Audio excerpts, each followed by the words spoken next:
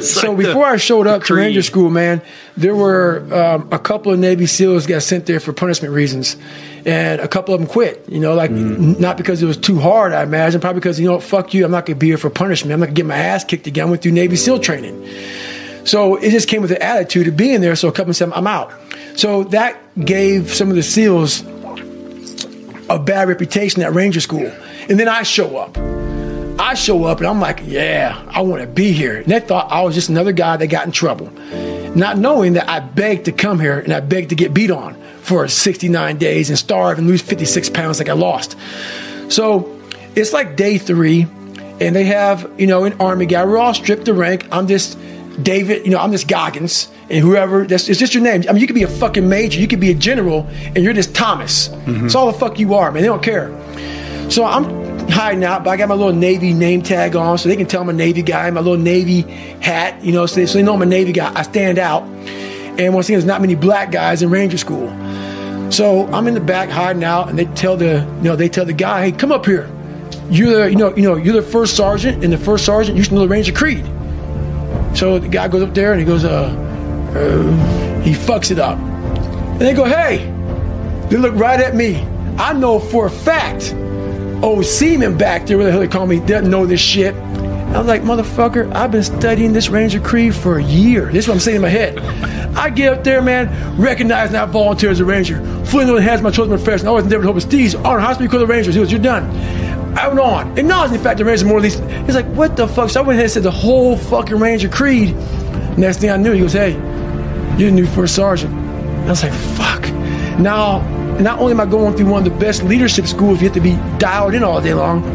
When I'm not out in the field getting graded, I'm now in garrison, having to be in charge of all these fucking guys in Bravo platoon. So Bravo company. So I was like, guys, so it was I was always had to be on the whole time. Roger that. Roger that. So I was like, fuck it, man. I guess I'm in charge now the whole time. But I never got fired. You know, most guys going through that, you get fired, and that's what led me to, you know, getting the Honor Man Award. Right. Well, the thing about it is I deployed, I fought in combat, stuff like that. First of all, it's hard to relate to that. Second of all, I had to get all kind of fucking approvals from people to get that in the book and talk about it. And I want to go through that process of, hey, can I put, you know, what I did in Iraq in the book and stuff like that in the book. And I want my book to relate to people.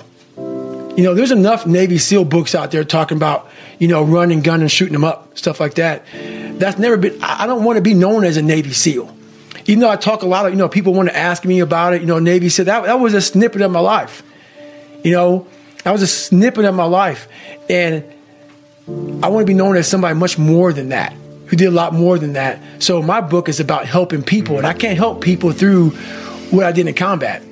I can help people by what I went through in life itself. And I went out to, I mean, it was intentional to make this book about how can these stories resonate and help people. And, you know, it wasn't like, hey, let me kiss my own ass. So that's why I had to go there and do that. So that's why.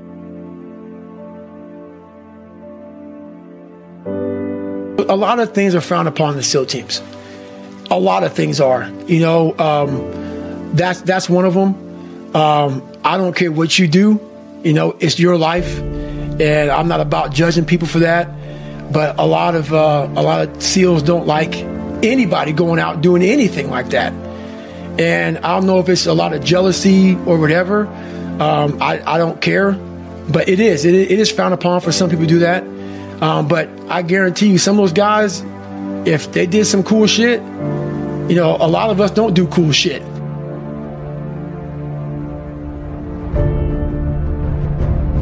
I came up with the only. There's a lot of onlys out there. I was the only black in a lot of situations. And the only isn't about a color. There's a lot of, you know, there's gays, there's lesbians, there's people who are white people who just feel like they're not wanted in society. That's the only. The only is feeling like you're not accepted in any society that you're in. Doesn't matter what color, creed, race, gender, doesn't matter. It's just that you are in this situation where you feel like you're being judged, you might be being judged, you feel awkward. It's an awkward feeling when you walk in a room and you're like, oh my God, like I'm the only. And that comes with a lot of people. And that's where the only really came from, because I didn't want to make it like a black situation. I want this is about people. You are your own hero. You are the hero of this book. So I want it to be, what's a word that can make people feel like this resonates with me? That's only. You know, it's not about, it was about black or about white or about being Jewish or Christian or whatever. So that's where it comes from, man. It's about ownership of, a lot of people feel like no one understands what the fuck I'm going through right now. And that's the only. Right, and that seems to be something that you leverage to get stronger. Oh, yes, the only is a very powerful thing for me. And there's a lot of times in my life that I chose the only on purpose. On purpose, just to see how I would come out the other end of it.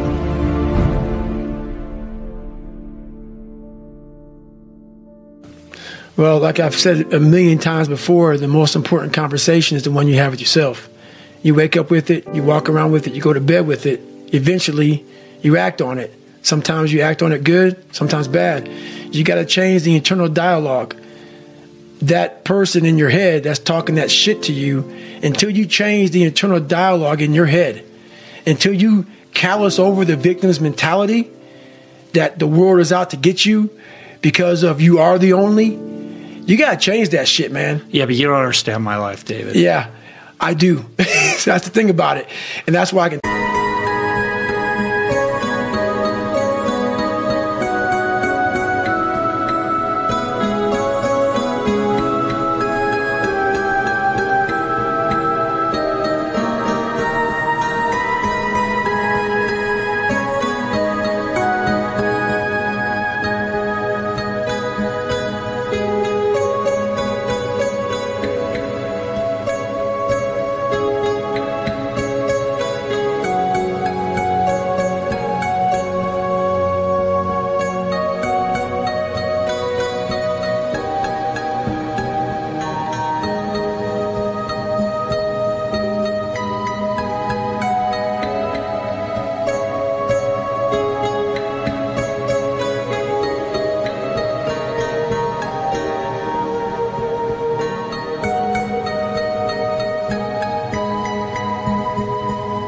talk about. But yeah, I get what you're saying. A lot of folks don't I get that mentality. I once had that mentality that no one understands what the fuck I'm going through. And if you keep that mentality, you're going to stay in the same exact spot that you're in, that no one understands me. There's millions of people.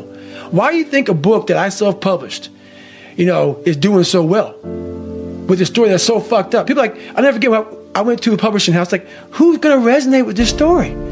No one's going to buy this book. I'm like, are you not in the world? Are you not in society? You're never alone. Everybody's going through shit. So when people get this mentality of like, you don't understand me, you can throw a fucking rock to someone that can understand you if they're willing to break themselves down and stop hiding. Mm-hmm. A lot of people understand you, but you got to stop hiding. And that's why I tell people, a lot of people are going through shit. They just hide better than you did. That's all they did. They was hiding better.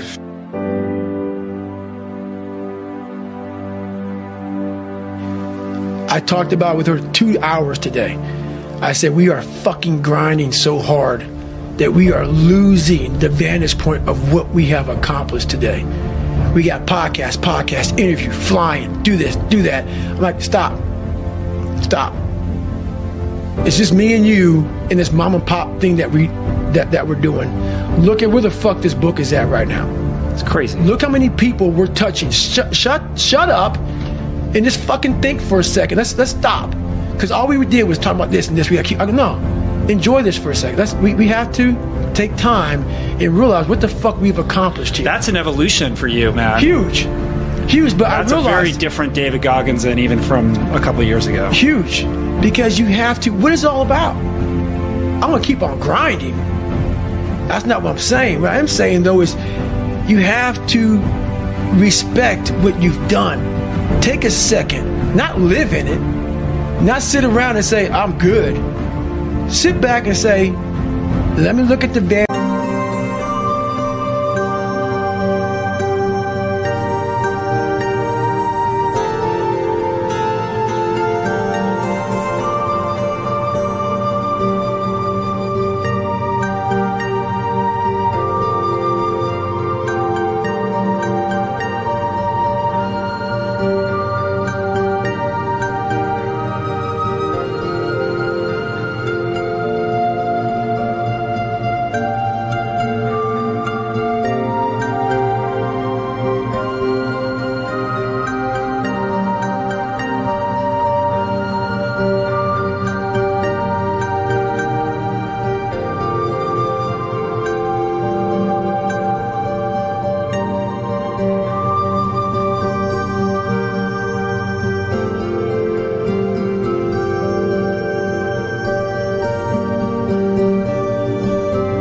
vantage point now that I'm at.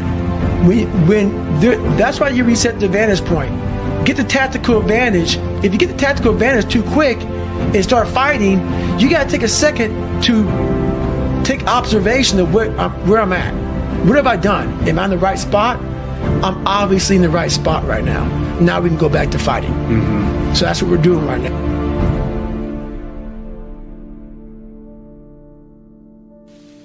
I never found peace until I got real sick. And you find peace by clarity. And there's no clarity when there's noise. When there's always a schedule in front of you to keep grinding at it. So my schedule's always there. I'm still alive. And while I'm still alive, I'm going to grind until I'm dead. But in that grinding schedule, you have to have a point in there where it's okay, at 12 o'clock, reset the tactical advantage and look and see where you're at. At this new vantage point, stop for a second and survey the field.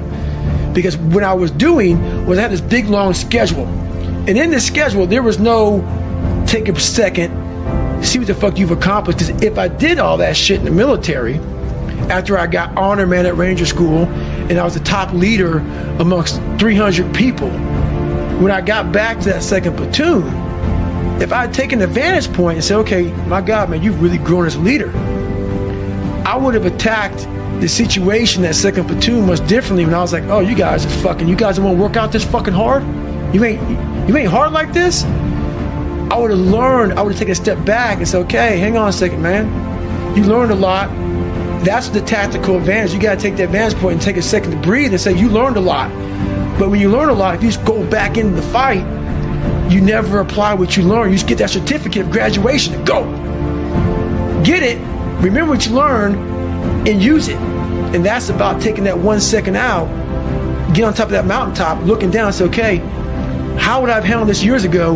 Wow, I would have really fucked that up. This time, let's not fuck it up again.